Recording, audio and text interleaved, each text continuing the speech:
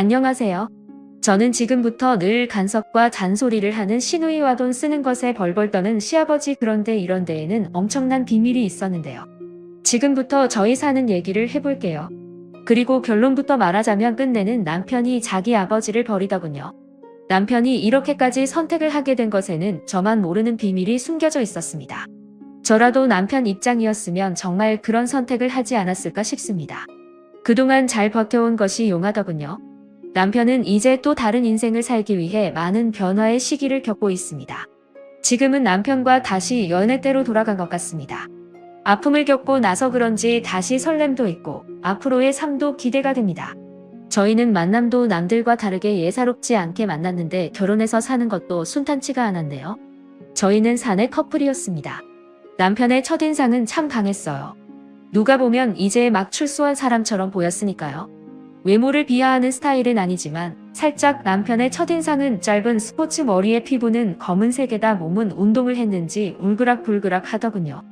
여기에 말투가 영화에서나 나올 법한 조폭들의 말투였는데 살짝 무섭다는 생각까지 드는 사람이었지요. 남편은 저보다 3살 어리고 지방에서 일을 하다 도시로 이사를 하면서 일자리를 알아보았는데 일자리 구하기가 어려워 잠깐 배달 알바를 했었는데 이러다 계속 배달 알바만 하겠다 싶어서 일단 하던 알바 그만두고 여기저기 구직 신청해놓고 기다리고 있다가 운 좋게도 저희 회사에 어렵게 취직을 했다고 하더군요. 남편은 영업 쪽에 일을 맡게 되었는데 자신을 소개할 때 그러더군요. 자신의 외모 때문에 사람들이 처음부터 반감을 가지는데 어렵게 구한 직장인 만큼 최선을 다하겠다고 회식 때 자기소개를 그렇게 하더라고요. 그런데 생긴 외모와 다르게 쑥스러워하면서 얼굴이 홍덕모가 되었는데 나름 그 모습이 저에게는 좋은 느낌이었어요. 전혀 긴장하지 않을 것 같은 외모로 벌벌 떠는 모습을 보니 순수해 보였어요. 도시 남자들에게 보기 드문 모습이었어요. 어찌 보면 콩깍지가 그때부터 씌어지게 되었나 보네요. 저희는 회식을 잘 마치고 다들 파하는 분위기여서 저도 주섬주섬 옷을 입고 있는데 사장님이 잠깐만 얘기를 하자고 자기 옆으로 오라고 하더군요. 원래 저희 사장이 술을 안 먹을 땐 멀쩡하고 직원들 잘 챙기는데 주사가 아주 못된 버릇이 있어서 밥만 먹고 가는 직원도 있고 이런 분들은 경력이 찬 분들이라 가도 말이 없죠. 그러나 저처럼 말단 직원은 윗 상사들의 눈치도 봐야 하고 사장 눈치도 봐야 하니 밥만 먹고 일어날 수 있는 자리가 아니다 보니 어느 정도 분위기 맞추다 일어나거나 사장이 취했다 싶으면 몰래 도망을 가기도 했어요. 그런데 그날따라 사장이 평소보다 많이 취해서는 저를 부르는 겁니다. 저는 못 들은 척하고 그냥 옷을 입고 나가려고 하는데 아주 큰 소리로 저를 부르더군요. 그 상황에서 그냥 나갈 수 없어 일단 사장님 옆에 앉긴 했어요. 그런데 순식간에 이 사장 또라이가 제 어깨에 손을 넣었더니 저에게 기대려고 하는 겁니다. 순간 저는 사장의 손을 떼어내려고 했는데 이놈이 술에 취하니까 손 힘이 어찌나 센지 제 어깨를 더 힘주어 잡더군요. 그때 신입이었던 저의 남편이 사장의 손을 잡아 비틀어 버렸어요. 다들 놀라서 어쩔 줄 몰라 하더군요. 사장도 어안이 벙벙한지 가만히 있더라고요. 남편이 사장한테 한마디 날렸어요. 이딴 식으로 직원을 대하는 건 아니지 않습니까? 사장이라 이 정도로 끝내는 겁니다. 하고 저를 일어나라는 눈빛을 보내더니 나가자고 하더군요. 그때 또 한 번 멋짐을 봤네요. 한 번도 느껴보지 못한 남자의 모습이었습니다. 솔직히 저희 남자 직원들은 사장 눈치 보느라 이런 모습은커녕 오히려 대략 빨리 비유 맞추고 끝내고 가자라는 식으로 저희를 마치 술집 여자처럼 대했거든요. 직장 내의 성희롱 정말 언제쯤 끝나나 했는데 저희 남편이 그때 완전 끝을 내줬어요. 그날따라 많이 놀라고 기분 더럽고 일을 그만둬야 하나 싶었는데 그때 남편의 도움으로 마음을 다시 다스릴 수 있었죠. 예전부터 퇴사 고민 안 했던 건 아니에요. 그런데 친구들 얘기를 들어보면 다른 곳도 여기저기 알려지지 않아서 그렇지 여자가 회사 생활하기 힘든 곳 많다고 하더라고요. 그나마 사장 이놈이 술만 안 먹으면 별 상관없는 회사였거든요. 저희 회사 일도 저에게 잘 맞고 재밌고 그동안 해온 것도 아깝고 그러니까 술만 먹으면 개되는 사장 빼고는 다 좋은 곳이어서 그동안 버텼거든요. 그런데 이 일로 이제는 고민하지 않고 회사를 다니게 되었어요.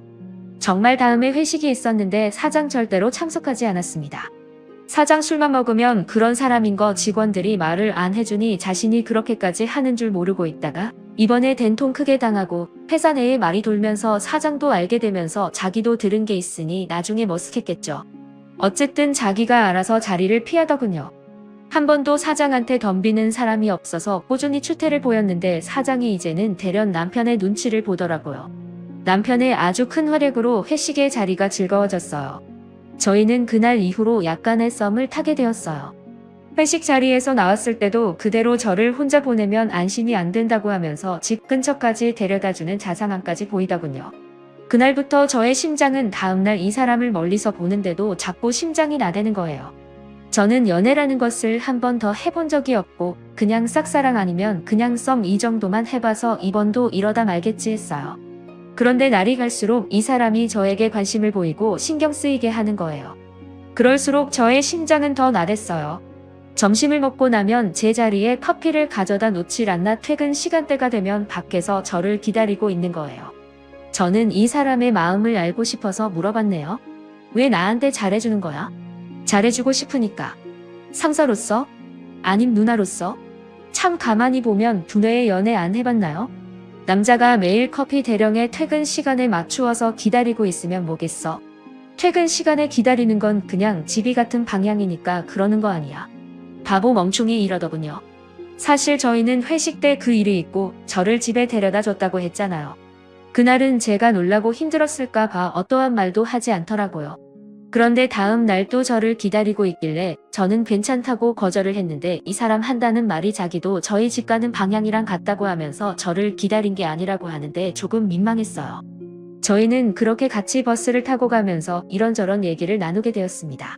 제가 먼저 내리고 남편은 한두 정거장 더 가는 것 같았어요. 저희는 아침에 서로 다르게 출근을 하고 퇴근 때는 서로 약속이라도 한 것처럼 같이 움직이게 되었죠. 이상하게 저는 한 달 동안 이 사람과 다니면서 저녁 약속을 아예 잡지 않았어요. 이 사람도 마찬가지로 약속이 없었던지 저와 같이 퇴근을 했네요. 회사 내에서는 제가 상사니까 반말을 안 했는데 밖에서는 제가 누나니까 회사를 나오면 바로 반말로 말을 했는데 자꾸 자기 보고 동생 취급하지 말라고 하는데 그때까지도 저는 이 사람의 마음을 몰랐어요. 그냥 저 혼자만의 썸이겠니 했거든요. 눈치 없는 저를 위해 남편이 용기 내서 저에게 버스 안에서 프로포즈를 했네요. 그것도 2달밖에 안 봤는데 저에게 결혼하자고 하는 거예요. 놀라기도 했지만 얘가 아직 어려서 감정에 즉흥적이구나 싶었어요. 그런데 즉흥적이 아니구나 했던 게 반지도 준비하고 가방에서 꽃까지 꺼내면서 저에게 무릎을 꿇었어요. 버스 안에는 퇴근 시간대라 사람이 꽤 있었는데 그런 용기를 내서 청혼을 하니까 거절을 할 수가 없었어요. 저희는 집에 가는 도중에 버스에서 내려 서로의 마음을 확인했네요. 정확히 그날을 첫날로 하고 회사엔 비밀로 하고 사귀게 되었어요. 늦게 배운 도둑이 날 새는 줄 모른다고 저는 연애라는 걸 처음으로 해서 그런지 제 삶이 이 사람과 있냐 살기 시작했어요. 저라는 사람을 완전히 이 사람에게 맞추게 되었죠. 사랑을 하면 변한다는 말 실감이 되더군요. 감정 표현에 미숙했던 저는 남편을 만나면서 하나하나 변하기 시작했습니다. 좋으면 좋다고도 말하고 잘못했으면 미안하다고 사과도 하게 되고 완전 자존심도 내려놓게 되더군요. 이런 게 사랑의 힘인가 싶었습니다. 저는 이 생에 이 사람이 마지막 제 남자가 될 것처럼 열렬히 사랑했네요. 이 사람 또한 제가 그렇게 해주는 것에 고마워하고 많이 아껴주고 사랑해줬어요. 저희는 그렇게 비밀사내 연애를 6개월 하다가 결혼을 하기로 했어요. 만난 지 1년도 되지 않아 결혼을 결심했네요. 친구들은 무모한 결정 아니냐고 했지만 저는 솔직히 결혼이라는 거나 사람을 만나는 것에 대해 많은 시간이 필요하다고는 생각하지 않는 사람 중에 하나예요. 남이 저를 속이려고 하고 만남을 한다면 얼마든지 속일 수 있는 것처럼 짧은 만남에서 진심을 보았다면 괜찮다고 생각했어요. 그런데 결혼은 둘만 하는 게 아니라는 걸 결혼 준비하면서 알게 되었습니다. 결혼은 집안과 집안이 하는 거구나라는 걸 상견례 때부터 알게 되었네요. 그렇다고 결혼을 깰 정도는 아니었지만 결혼 생활이 순탄하진 않겠구나라는 생각은 들었어요. 그래도 이 사람 무조건 제 편이라 그냥 남편 믿고 결혼을 결심했던 것 같네요. 저는 지금까지 너무나 편하게 살아왔구나라는 생각을 자꾸 하게 만드는 것은 저희 시부모님 때문입니다. 결혼해서 살면서 제 인생에서 이렇게 힘들어 본 적은 없었던 것 같네요. 이제부터는 저희 시부모님과 시내 얘기를 해볼까 합니다. 사람이 자라온 환경이 다르면 다를수록 불만의 문제가 아니구나 싶다는 걸 연인 때는 몰랐는데 결혼하고 나서 더 절실히 느꼈습니다. 특히 서로 부딪히는 일이 많은 것 같습니다.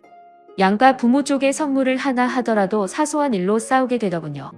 시부모님이 선물을 받고 트집을 잡으니까 그냥 넘어가는 게 없었어요. 특히 생일 선물은 서로의 감정을 더 자극하게 만들더라고요. 참고로 저희 친정은 잘 사는 편입니다.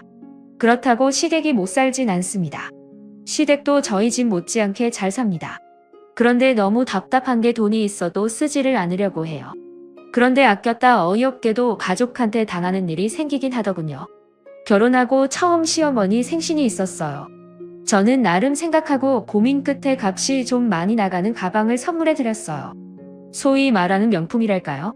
그런데 시아버지 질투를 하셨는지 어머님의 가방을 보더니 돈 자랑했다고 저를 앞에 두고 말을 하는 겁니다. 정말 민망했어요. 왜 저렇게까지 저러시나 했어요. 그런데 그러고 보니 제가 눈치가 없긴 없었네요. 한동안 잊고 있었는데 그러고 보니 생일날 난리가 나고 나서 예전 일이 생각이 났어요. 10,000원 쓸 때도 벌벌 떠신다고 해야 하나. 한 번은 결혼 전에 저하고 신랑 그리고 예비 시어머니 이렇게 다 같이 바람을 쐬러 갔다가 저희가 통 크게 식사 대접하고 가다가 마침 재래시장에 있어서 거기 둘러서 물건을 사기로 하면서 일어난 일이 있었는데 그때 일이 생각났어요. 그런데 어머님과 아버님이 거기서 대판 싸우게 되었네요. 어머님이 필요한 게 있다고 물건을 집어들었는데 아버님은 쓸데없이 자꾸 산다고 어머님이 사려고 한 것을 자꾸 내려놓는 거예요. 저는 아버님이 왜 저러나 싶었습니다. 어머님이 본인 거 사는 것도 아니고 가족들 먹일 재료들 사는데 왜 저렇게까지 할까 싶었죠. 어머님도 참다 터지고 말았어요. 저 보기 민망했던지 사시려고 했던 고사리를 부대채 시아버지를 향해 던져버렸어요. 푸대가 터지면서 고사리 몽탱이가 여기저기 떨어지고 그때 일을 생각하면 참 기가 막히네요. 결국 그 고사리 제가 계산하니까 시아버지 아무 말 안 하더군요. 제가 그날 시어머니 필요한 거 이것저것 다 사드렸어요. 시아버지 입에 귀에 걸리더군요. 아니 시아버지 돈이 없는 것도 아닌데 왜 쓰질 못하는지 답답하셨어요. 그리고 더 기가 막힌 것은 간 김에 회도 먹고 가자고 해서 회를 먹기 위해 생선을 고르고 있는데 이건 얼마냐 저건 얼마냐 결국 비싸다고 흔적만 30분 넘게 하시더니 어이없게도 그냥 가자고 해서 그냥 왔습니다. 정말 입이 다물어지지가 않았어요. 너무 창피하고 사장님께 죄송하더라고요. 그 이후로는 절대로 결혼 전에 어디 모셔가지 않았습니다. 그때 제대로 된 거죠. 그리고 상견례 때도 생각이 나서 이것도 말해야겠네요. 저희 아버지는 예전에 땅으로 돈 좀 버셨어요. 여기저기 투자한 것이 대박이 나시면서 건물도 몇 개 가지고 있습니다. 그런데 이런 것까지는 남편한테 말하지 않았어요. 괜히 자랑 같기도 하고 남편 기 죽이기 싫어서 말하지 않았습니다. 저희 친정과 시댁 비교하자면 시댁이 훨씬 저희 집보다 기울거든요. 상견례 자리에서 저희 아버지는 신이 나셔서 제가 결혼할 때 차도 사주시고 집도 해주신다고 하는 거예요. 시아버지 그 말 듣고 완전 기둥불이 뽑아서 시집 보낼 생각이냐고 하더군요. 그러자 저희 아버지 그냥 제가 좋아서 그런 겁니다 하더군요. 원래 딸들이 시집 갈 때 친정 기둥불이 흔들리게 하고 시집 간다고 들었는데 저희 집은 반대셨어요. 그런데 저한테 그 정도 해준다고 친정이 크게 어려워지는 정도는 아닌데 시아버지 저희 친정의 재산의 정도를 모르시니까 그런 말을 하더군요. 그리고 저희 친정 아버지가 집까지 해준다고 하니까 자존심이 상하셨나 봐요. 시아버지가 고지식 하셔서 결혼할 때 집은 남자가 해야 한다는 식이더군요. 그러면서 웃긴 것은 해주시는 게 아니고 대출을 끼고 하라는 겁니다. 그럼 그게 남편이 해오는 것이 아니고 그냥 같이 장만하는 거잖아요. 그래도 시아버지는 이런 것도 아들이 벌어서 갚는 거니까 해가는 거라는 식의 말이었어요. 솔직히 결혼해서 대출이 있는데 부부가 내 집 하면서 누가 따로 계산하면서 살겠어요. 빨리 갚고 편하게 살려고 같이 벌어서 갚게 되지. 저는 집이라도 해주시면서 그런 말 하는 줄 알고 아빠가 집은 안 해줘도 되겠다 싶었는데 시아버지 말도 안 되는 소리를 하더라고요.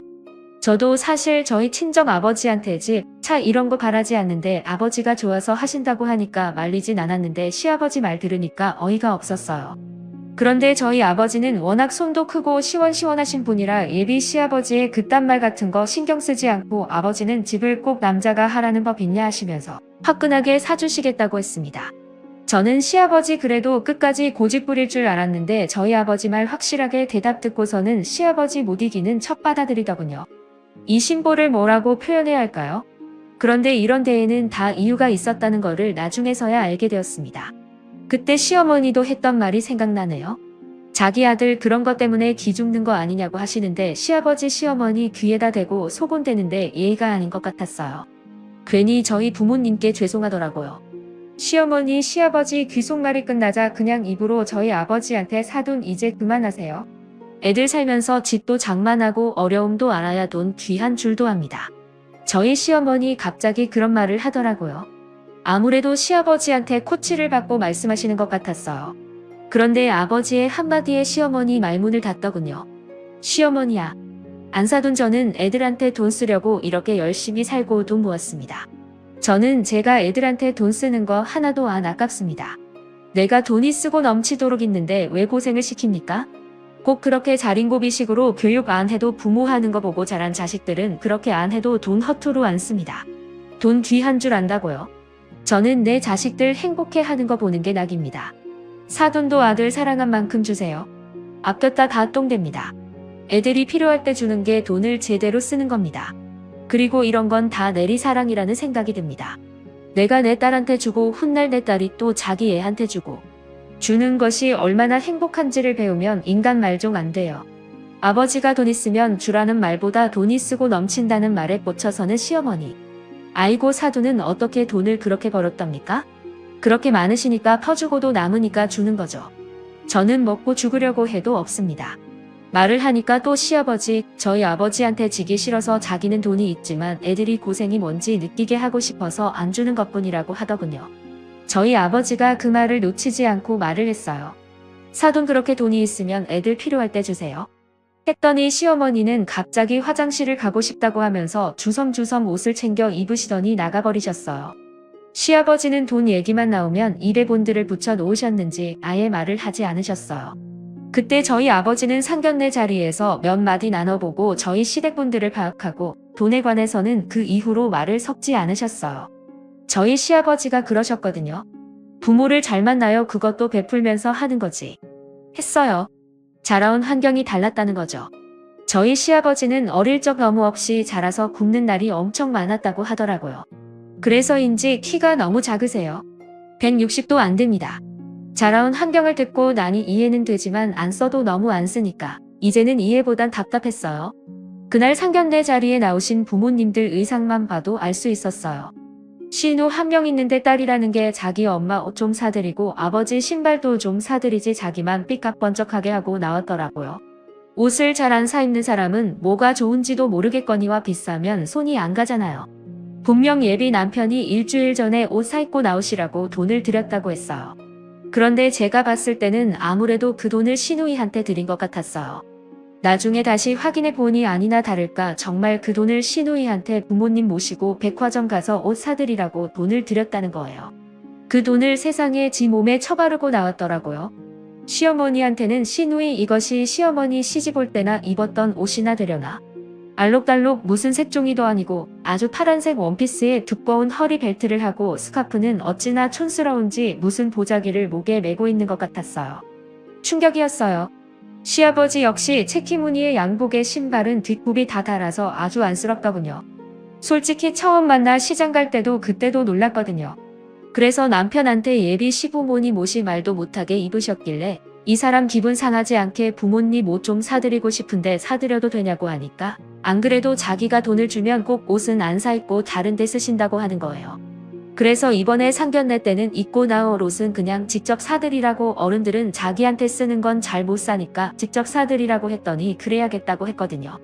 그런데 이 사람이 결혼 전 계속 바쁘다 보니 결혼한 자기 누나한테 부탁을 한 모양이더라고요. 진짜 화가 나는 게 신우의 자기 식구들은 깔끔하게 심해부는 어디 선보러 나가는 것처럼 하고 나오고 신우의 역시 자기가 상견례 하는 줄 아나 봐요. 하얀 드레스 같은 옷을 입고 나왔더라고요. 아직 식도 못 올리고 결혼해서 산다고 들었는데 이런 자리가 새로웠던지 둘 다 기분 내고 왔더라고요. 5살 아이 하나 있는데 그 애도 머리에서 발끝까지 다 값비싼 브랜드로 입혔더군요. 저는 아직 애는 낳지 않았지만 어떻게 지 식구 챙기면서 부모님 생각 들지 않았을까요? 신우애 하는 거 보니까 만만치 않겠다 싶었어요. 저는 신우애 하는 꼬락서니 보고 생각에 잠겨있는 동안 시아버지랑 저희 아버지랑 얘기가 길어지는 거예요. 얘기 즉슨 저희 시아버지 저희 아버지보다 5살 많으신데 엄청 고지식하고 꽉 막힌 분인데 거기에다 자기 자식들한테 바라기는 엄청 바라시는 분이세요. 그날 아버지는 시아버지를 파악하고 이상한 노인네 바라보듯이 하면서 한 소리 했어요. 돈도 머리를 쓰고 몸을 써야 재산이 늘어나는 겁니다. 집안의 금은 뭐 하고 있으면 뭐 합니까? 가져다 팔아서 이익을 남기고 또 다른 걸 사서 또 팔아서 이익을 남기고 해야 하는 거지. 내 거다 하고 내 주머니에 두고 만지작거린다고 그게 불안하나요? 사돈, 자식들도 다 합니다. 저는 저희 아버지가 현명하셔서 저에게 아주 큰 돈은 아니었지만 제가 비비고 올라설 수 있는 작은 마흔 원덕을 만들어 주셨습니다. 저도 처음부터 부자도 아니었고 그렇다고 많은 재산을 상속받은 것도 아니었어요. 아버지가 나중에 저에게 물려주신 것은 제가 벌어서 저희 부모님이 하시고 계신 거에 투자를 해서 이득을 본 겁니다. 그리고 저희 아버지부터 부모의 사랑이 뭔지를 제대로 아신 거죠. 이렇게 말하니까 사랑은 돈이라고 생각하실 수도 있지만 제 말은 그 사랑 돈이든 뭐든 줄 수 있을 때 주시라는 겁니다. 주는 것이 얼마나 기쁘고 행복한지 사돈도 한번 이번에 느껴보세요. 애들 결혼할 때 큰 거 하나 주세요. 지고만 있으면 뭐합니까? 하니까 시아버지 얼굴 벌겋게 달아올라서는 입을 꼭 닫고 계시면서 술만 연속 들이키고 계시더군요. 아버지도 이렇게까지 저희 시아버지한테 강요하지 않으려고 했는데 시아버지께서 계속 먼저 자기는 가지고 있는 게 엄청 많다. 하지만 자식들 고생해봐야 돈 귀한 줄 아니깐 일부러 안 준다 이러니까 그냥 친정아버지가 일부러 더 찔러댔어요. 그런데 긴 침묵을 깨고 하신 소리가 너희들 나한테 바라지 마라. 난 내 엄마랑 나 먹고 살다 죽을 정도의 돈밖에 없다. 절대로 돈 못 주니까 바라지 마라 하시는데 꼭 저희가 돈 달라고 하는 것 같았어요. 그래서 제가 걱정 마세요. 지금 못 주시면 나중에 주실 수 있을 때 주세요. 그렇다고 꼭 달라는 소리 아니에요. 주신다면 감사하게 받겠다는 거예요. 했더니 시댁 쪽에 시누이 그리고 시아버지 표정이 어이없다는 표정이었고 화장실에 갔던 시어머니 들어오시면서 저의 말을 듣고 너 아직 결혼도 하기 전에 너무 나서는 거 아니냐? 말을 당차게 하네. 너 설마 할 말 다 하는 성격이냐? 난 그 꼴 못 본다. 사돈도 알아두세요. 저는 또박또박 말 듣고 하는 며느리 가만 안 두려고요. 하면서 그 자리에서 기선제압을 하더군요. 저희 엄마 그런 말까지 듣고 가만히 안 있죠. 저희 엄마가 곱상하게 생겨서 말 한마디 안 하고 있으니까 숙맥이라고 생각하셨던 것 같아요. 엄마가 드디어 입을 여줬어요. 저희가 더 긴장되더군요. 아 그러세요? 저도 사이가 내 딸한테 못하고 저희들 말에 또박또박 말 대꾸라도 하면 저도 가만 안 둘 겁니다. 알아두세요. 여자만 며느리 노릇 하라는 법 없지 않습니까? 그리고 시대가 변했는데 여자가 결혼하면 시댁 집안에 맞춰야 한다 이런 고리타분한 말 하지 마세요. 사돈이 며느리였듯이 저도 사이였습니다. 우린 애들이 서로 좋다고 해서 결혼한다고 해서 한 가정을 새롭게 이쁘게 지혜롭게 꾸며나갈 수 있도록 지지해주는 것이지 배나라 간나라 하면서 참견하고 심판하고 결정해주는 사람들이 아니라는 걸 꼭 알고 계셨으면 합니다. 사돈이 내 딸을 가족들의 밥이나 하고 집안에 청소나 하는 그런 취급하시면 저도 매주 사이 불러서 저희 집 밥하고 청소시키렵니다.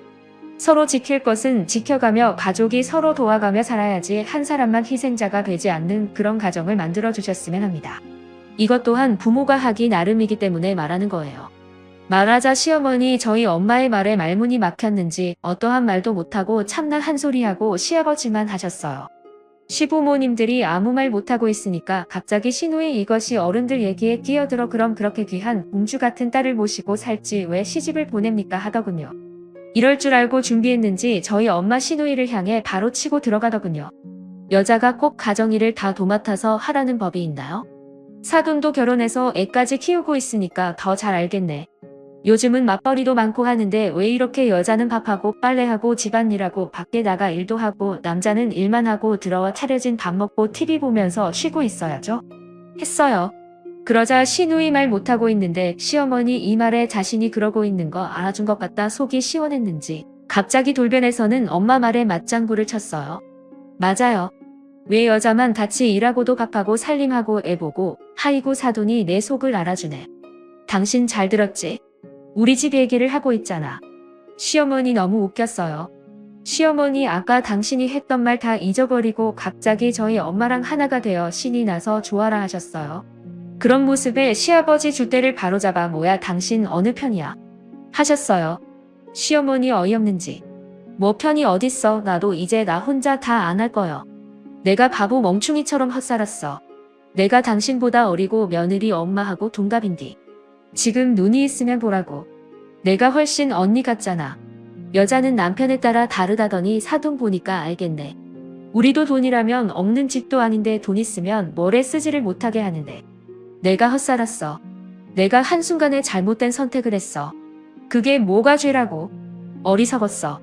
이제 나도 아무것도 안 할 거니까 밥도 당신이 차려 먹고 청소도 당신이 하셔. 하자 시아버지. 이놈의 옆엔 내가 지금 여기가 어디라고. 미쳤어? 이제 늙으니까 되는 게 없냐? 그래 없다. 너 같은 인간 만나서 내가 지금 이 모습이며 이모비우 이게 뭐야? 사동 양반하는 거 발가락 때만큼이라도 따라가 봐. 행여나 바느라 어떻게 될까봐 아끼는 건 너는 나 밥 먹는데 반찬 하나라도 얹어줘봤냐? 해준 밥도 트집 잡기 바쁘지. 라고 하자 갑자기 시아버지 식탁을 탁 하고 내리쳤어요. 저희는 두 분이 싸우시고 있어서 그냥 다들 아무 말 안 하고 지켜보고 있었는데 시아버지 민망했던 모양이에요. 저희 친정아버지와 비교질을 당하니까 화가 엄청 나셨어요. 그래서 그때 상견례 자리가 싸움하는 자리가 되는 바람에 혼수 이런 거 말도 꺼내지 못하고 그냥 돌아왔네요. 신우 이것도 돈 얘기 나올 때 시아버지 저희 남편한테 한 푼도 못 준다고 할 땐 아무 소리 안 하고 미소만 짓고 있더니 집안일 다 같이 하라는 저희 친정엄마 말에 발끈했던 그 모습이 아직도 선하네요. 어쨌든 상견례 자리에서 그 난리가 나고 나선 그 이후에 서로 만나는 일을 최대한 피했습니다. 만나기만 하면 저희 시부모님들께서 싸우셨어요. 그렇게 저희는 어렵게 우여곡절 끝에 결혼을 했습니다. 다행히 엄마나 아버지가 결혼해서 어떻게 살아야 한다는 말을 언급해서 그런지 시어머니 저를 일방적으로 시키지 않고 아들을 더 시키고 시간이 가면서 아버님도 자연스럽게 한 가지씩 생활 습관이 바뀌기 시작했어요. 그래서 저희 시댁은 저희 부모님 때문에 어느 순간 여자 남자 며느리 딸 이런 거 사라지게 되었는데 신우 이것이 바뀌지 않고 자꾸 잔소리를 해댔어요. 걸빗하며 시댁에 와서는 일 같지 않은 일로 트집을 잡았죠. 쉬는 날이면 자꾸 저를 시댁에 불러서 일을 시켜서 일을 잘했네 못했네 평가하고 비교하고 자기 친구들 올케도 부잣집 여자인데 못하는 게 없다고 하면서 요즘은 되려 잘 사는 여자애들이 잘하는 게 더 많다고 하는 겁니다. 정말 시어머니도 안 하는 잔소리를 신우가 하니까 미워서 저를 시댁에 부를 때 핑계를 대고 안 간 적도 있었는데 그것도 너무 써먹으니까 안 통해서 그냥 있는 그대로 솔직하게 안 간다고 했어요. 그랬더니 한 번은 그날도 어김없이 신우가 시댁에 왔다고 오라고 해서 그날은 진짜 그냥 쉬고 싶다고 못 간다고 했습니다. 그랬더니 신우 전화해서 어른이 오라고 하면 퍼뜩 달려와야지 버르장머리까지 거론하며 저에게 말대포를 싸더군요. 저는 남편과 싸우고 싶지 않아서 제 선에서 끝내려고 몇 번은 갔는데 이번만큼은 정말 가고 싶지 않아서 안 갔어요. 신우는 가만히 보면 꼭 일만 벌려놓고 저를 불러요. 그래서 더 가고 싶지 않았어요. 신우 보면 뭘 그리도 저를 잡으려고 기선제압에 나서는지 이해가 안 돼요. 저를 잡아놓고 뭐 하려고 하는지. 그런데 가만히 시간을 가지고 보니 자기들은 왕대접 받고 저는 시댁 식구들 뒤칠 다거리로 시키려고 하더군요. 싸가지 없는 신우, 지 딸 시댁에 데려다 놓고 뒤치다거리도 저한테 시키더군요. 애가 자기한테 뭘 해달라고 원하면 속모한테 해달라고 해 하면서 저에게 보내는 거예요. 아니 신우 딸이 제 딸입니까? 왜 저한테 마치 자기 딸이 제 딸이냐 저에게 떠넘기시는지. 아휴 또 흥분했네요. 그래서 이번엔 그냥 무시했어요. 그랬더니 신우 이것이 저희 집으로 반찬거리 만들 재료를 가지고 쳐들어왔어요. 황당했습니다. 시어머니가 급하게 모임을 간다고 신우한테 부탁을 했나봐요. 그런데 신우 어머니한테 돈까지 받아서 자기가 반찬까지 하는데 하다가 갑자기 며느리가 있는데 왜 내가 해야 하나 라는 생각이 들었다네요. 아니 시어머니 반찬 만들면서 자기 반찬 더 보태서 만드는데 말입니다. 뭐가 그리 억울한지 그걸 다 싸매고 왔더라고요. 저는 못하니까 가지고 당장 나가라고 했어요. 그랬더니 신우 이것이 욕을 하고 달려들면서 제 옷을 잡아당기길래 저도 옷 똑같이 잡아당기면서 싸우게 되었습니다.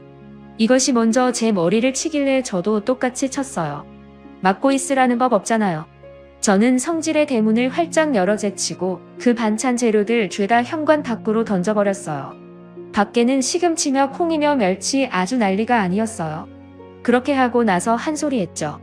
나한테 한 번만 더 이딴 식으로 걸고 넘어지면 가만히 두지 않겠다고 하니까 주선주선지 가방 챙겨 들고 나가더군요. 저는 신우 2년 나가자마자 문 걸어 잠갔어요. 화가 삭혀지지가 않아 냉장고에 있는 맥주 한 잔 했더니 그제서야 진정이 되더군요. 이제는 가만히 있지 않으려고 했습니다. 그날이 신우와 싸움이 처음이자 마지막 싸움이고 그날이 마지막으로 본 날이기도 했네요.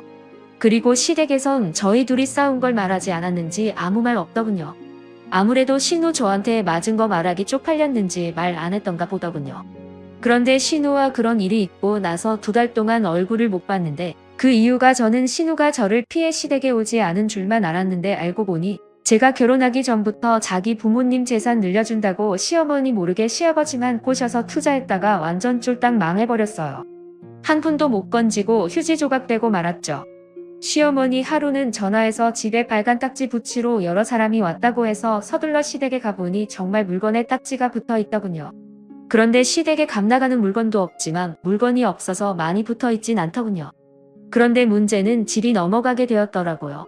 평생 돈 벌어 집 장만하고 재산 늘리는 재미로 사신 시아버지. 자린고비에서 지독하게 돈 모은 거 다 날렸어요. 저는 사정이 어떻게 된 것인지 신우 전화해봤더니 전화는 없는 전화로 나오더라고요. 저는 서둘러 신우 집을 가봤는데 세상에 다른 사람이 살고 있었어요. 벌써 이사 가고 튀었더라고요. 그런데 아버님 그 난리가 났을 땐 가만히 계시더니 신우가 사라졌다는 말에 아버님 죽는다고 농약까지 먹으려고 한 거 다행히 어머님이 보셔서 천만다행 별일 없었습니다. 그 돈을 다 날려버렸으니 죽고 싶었겠죠. 저희는 그렇게만 생각했어요. 그래서 시어머니는 저희 아버지가 사정을 들으시고 도움을 드려 자그마한 집을 구해드렸어요. 그런데 시아버지는 얄미운 신우애를 찾겠다고 집을 나가셨어요. 시어머니는 시아버지 성격을 알기 때문에 내버려 두시더군요. 오히려 집에 가만히 있으면 폐인된다고 나가시게 두라고 해서 저희도 신경 쓰지 않고 살았는데 더 나중에 어머님한테서 더 기가 막힌 얘기를 들었어요. 시어머니 상견례 자리에서 말하려다 많은 말이 뭔지 내내 궁금했는데 나중에 알고 너무 마음이 아팠어요. 사실 남편과 신우는 남남이라는 거예요. 아버님은 신우를 데리고 그리고 어머님은 제 남편을 데리고 재혼을 하신 거래요. 어머님은 남편이 뱃속에 있을 때 사고로 남편의 친아버지가 사고로 돌아가셨다고 해요. 애 낳고 혼자서 살다가 남편이 3살이 되었을 때 재혼을 했다고 합니다. 그래서 시집살이를 엄청 당하고 살아도 또다시 자식한테 아버지 없는 자리 만들어주지 않으려고 힘들어도 참고 숨죽이고 할 말 못하고 죄인처럼 살아오셨다고 하더라고요. 옛날 부모님 세대에는 다들 그러셨다고 얘기는 들었지만 저희 시어머니가 그런 분인 줄은 몰랐네요. 어렵게 비밀을 말해주더라고요. 사실 남편도 신우도 몰랐던 일인데 저희 결혼식 2달 남겨두고 갑자기 시아버지가 자식들한테 고백을 하자고 해서 알려줬다고 합니다. 그 말을 들으면서도 이상하다 생각했는데 더 기가 막힌 일이 생겼어요. 너무 어처구니 없는데 그렇게 나간 시아버지가 세상에 사람을 사서 딸하고 작정하고 일을 꾸민 거였어요. 친자식인 자기 딸한테만 재산을 주려고 일을 꾸몄더라고요. 다 빼돌려놓고 사기를 치려고 했다군요. 농약 사건도 다 쇼였던 거죠. 그런데 여기서 더 기가 막힌 것은 그 딸이 모든 것을 다 챙기고 진짜로 아버지를 버려두고 도망을 가버린 겁니다. 드라마에서나 나올 법한 얘기 아닌가요?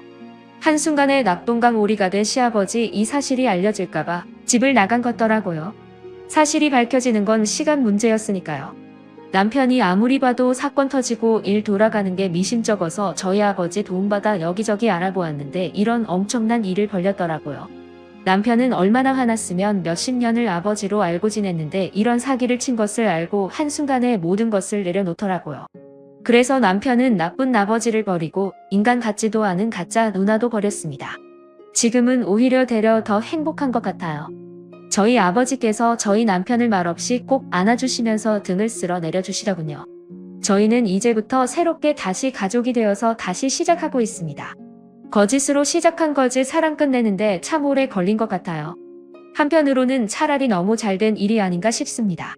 이제부터는 저희 남편이랑 시어머니 꽃길만 걷게 해주고 싶어요.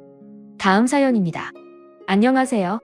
가족일이라 어디서 터놓고 얘기하기도 부끄러워서 답답한 마음 좀 터놓고 다른 분들 얘기도 듣고 싶어서 이렇게 했습니다. 전 남자친구와 결혼 전제로 교제를 시작했고 양가에도 결혼에 대해 미리 알렸고 허락도 받았습니다. 원래대로라면 19년 가을에 상견례를 하고 20년 봄에 결혼해야 했었죠. 제 위로 언니가 있는데 집에 알릴 당시에 언니에겐 남자친구도 없었고 언니는 결혼 자체에 생각이 없다고 했습니다. 언니보다 먼저 결혼해도 상관없다고 언니 부모님의 허락을 받았고 결혼 계획 또한 양가 집안에 다 알린 상태라 시일이 가까워지면서 5월 단위까지는 결정된 상태입니다. 날짜 조율해서 진행하기로 했습니다. 우리 집에 인사를 드리러 가기 2주 전 갑자기 언니가 남자친구를 집에 데려와서 인사를 드리더라고요. 저는 언니가 인사드리는 하루 전날 얘기를 들었고, 언니에게 정식으로 인사드리는 거냐, 결혼은 언제 할 생각이냐, 내가 결혼 준비하고 계획 세우고 그러고 있는데 언니 나랑 날짜 겹쳐서 준비하려고 하는 거냐 등등 다 따져 물었고, 돌아오는 대답은 정식으로 인사드리는 것이 아니 그저 양가에 이런 사람과 교제한다고 알리는 것뿐이다. 그저 가벼운 인사드리는 거다였습니다. 사족을 붙이자면 이 인사드리는 것에도 잡음이 있었습니다. 남자 데려와서는 약속 시간보다 2시간 늦게 도착해 부모님께서 그 시간 내내 기다리셨고 와서 1시간 있다가 갔으면서 남자 집은 전날 그 지역으로 미리 출발하고 식사 준비도 돕고 가서 4시간에서 5시간 이상 있다 왔습니다. 우리 집을 무시하는 거다 난 이해가 가지 않는다고 했지만 부모님께서는 더 큰 소리가 나는 걸 원치 않으셔서 앞으로의 행동을 지켜보신다며 덥고 가자고 잘 달래셨습니다. 본론으로 돌아와서 그렇게 인사드리더니 갑자기 결혼하겠답니다. 그것도 제가 점 찍어 놓은 날의 말이죠. 언니의 말에 부모님도 당황하셨고 왜 그리 급하게 가냐 하시면서 한 해 더 늦게 하자 아니면 가을에 하자 하고 중재안을 내놓으셨지만 언니는 다 거절했고 꼭 봄에 해야겠답니다. 타협점이 보이지 않자 남자친구와 상문 끝에 우리가 가을에 하는 거로 양보했습니다. 언니는 봄에 하고요. 그렇게 저희 커플이 양보하자 기다렸다는 듯이 칼같이 날짜 잡고 상견례를 하고 준비 딱딱 하더라고요. 그 기간 고맙다 미안하다는 그 어떤 말 한마디도 듣지 못했습니다. 저보고 드레스같이 봐달라고 날짜까지 알려줘 놓고 연락이 없어 다시 연락해 알고 보니 이미 다녀온 상태더라고요. 청첩장까지 다 돌렸지만 감기 사태 때문에 결국 언니 결혼식은 늦봄으로 늦추었습니다. 이것도 가을에 제가 받아놓은 그 달로 또 옮긴다고 해서 집안이 한 번 더 뒤집혔는데 부모님께서 그만 좀 뺏으라고 그날 안 된다고 여름 오기 전으로 날 잡고 감기가 끝나지 않는다며 가족들만 모여서 그렇게 하자고 주장하셔서 그리 결정되었습니다. 현재는 신혼집에 둘이 같이 사는 상태입니다. 혼인신고 여부는 모릅니다. 후에 생각해보니 아마 결혼준비 자금 때문에 그리 서둘렀던 게 아닐까 하는 의심이 들긴 하더라고요. 저희는 양가 도움 없이 저희 힘으로 다 하기로 했지만 언니네는 상대적으로 금전적인 부분에서 부족해 양가의 도움이 필요한 상황이니 아마 저희가 먼저 하면 그런 면으로 비교가 돼 지원을 덜 받던지 눈치 보이게 되는 상황이 되니 그리 기를 쓰고 먼저 하려던 게 아닐까 싶긴 하더라고요. 사실 저랑 제 남자친구가 결혼을 미리 준비하고 계획했던 큰 이유가 하나 있는데 남자친구가 외동아들인데 부모님께서 건강이 좋지 못하십니다. 일상생활 하는 데는 큰 무리는 없으셨지만요. 그러다가 감기 터질 때쯤 어머님께서 쓰러지셨고 현재 병원에 입원 중이시나 담당 의사가 앞으로 길어야 3개월에서 4개월이라고 진단 내린 상태입니다. 당장 내일 더 악화하셔도 이상하지 않은 상태라고 합니다. 감기와 어머님 건강 때문에 가을에 하려고 했던 결혼 준비 자체도 아예 중단되었고 언제 하게 될지 가늠조차 되지 않습니다. 함께 나눌 형제도 없어 혼자 그 모든 짐을 떠안고 힘들어하는 남자친구는 지금 현실 자체를 버티는 것도 힘겨워하고 있고 결혼식도 보여드리지 못하고 그리 손주 보고 싶어 하셨는데 손주도 못 보여드리는 그런 상황에 너무 죄송스러워합니다. 물론 저도 마찬가지고요. 만약 언니가 내 결혼식 날짜를 가로채지 않았더라면 어머님께서는 결혼식에 참가하실 수 있으셨을 것이고 손주도 보셨을 수도 있을 것이고 이렇게 건강도 나빠지지 않으셨을 수도 있지 않았을까 하는 마음에 언니가 너무 믿고 속상하고 그렇더라고요. 피하지 못할 현실에 그저 그 원인을 언니에게 떠넘기고 언니 탓을 하고 싶어하는 그런 마음이려나 싶다가도 속상함과 화남 남자친구와 예비 시부모님께 죄송스러운 마음이 복잡하게 됩니다. 남자친구는 이미 지나간 일이고 우리가 결정한 거니 더 생각하고 되새기게 되면 우리만 쏙 끓이고 속상하게 되니 생각하지 말자고 더 얘기하지 말자고 했습니다. 언니는 결혼 준비하면서 미안하다 고맙다 어찌한다고 하는 말은 하지도 않고 오히려 결혼 후에 남자 지역으로 가게 되니 새로 직장을 알아봐야 하는데 저희에게 취업 알선을 부탁하더라고요. 나 참 물론 거절했습니다. 그 지역이 제가 사는 지역과 가깝습니다. 앞으로 결혼한 이후에 언니네에 대한 도움은 전혀 없을 것이고 원래 있던 교류도 거의 다 끊은 상태입니다. 쓰다 보니 너무 길어졌네요. 생각도 정리가 되니 언니에 대해 반감이 더 커지고 남자친구에게 한없이 더 미안해지네요. 요즘 밥도 잘 못 챙겨 먹는데 이따가 오면 밥이랑 더 챙기고 그래야겠네요. 아참 빠진 내용이 있어 추가 조금만 더 하자면 매번 분란 있을 때마다 제가 언니랑 한바탕 하고도 집도 난리쳤지만 남자친구가 외동아들이라서 그런지 제 형제의 자매에 대해서 관대하게 대하더라고요.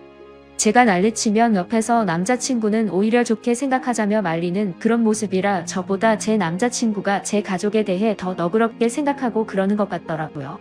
그래도 제가 좀 더 강경하게 나갈 필요는 있을 것 같습니다. 오늘의 사연은 여기까지입니다.